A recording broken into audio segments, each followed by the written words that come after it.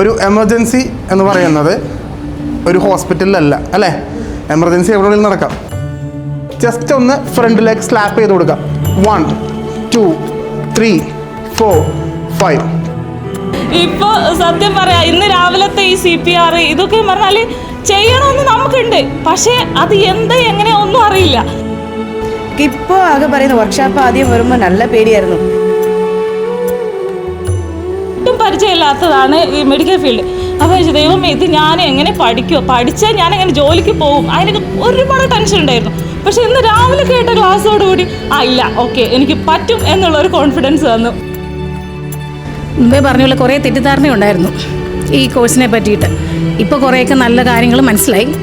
So ഇന്നത്തെ class എനിക്ക് ഒരുപാട് ഹെൽപ്ഫുൾ ആയിട്ടുണ്ട്. Thank you. ഞാൻ ഇതിനു മുമ്പ് പേഷ്യൻ്റ് കെയറിൻ്റെ ഒരു കോഴ്സ് ചെയ്തിട്ടുണ്ടായിരുന്നു. അപ്പോൾ ഡിഫറൻസ് ബിറ്റ്വീൻ ആ ഒരു ഇൻസ്റ്റിറ്റ്യൂട്ട് വിത്ത് ഇത് വെച്ച് നോക്കുമ്പോൾ കുറച്ചുകൂടെ നമുക്ക് ഇൻട്രാക്ട് ചെയ്യാം ഈസിലി.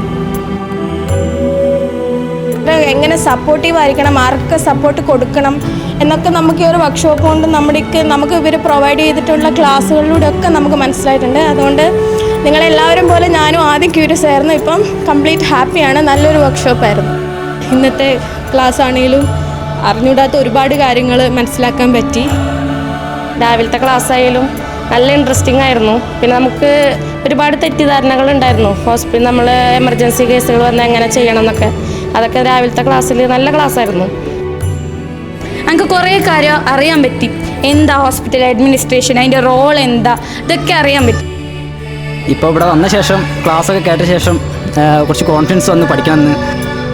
പിന്നെ ഈ കോഴ്സിനെ കുറിച്ച് ഇന്ന് ഇവിടെ വന്നു കഴിഞ്ഞപ്പോഴേക്കും കോഴ്സിനെ കുറിച്ചുള്ള കുറച്ചും കൂടി ഉള്ള അറിവ് കിട്ടി.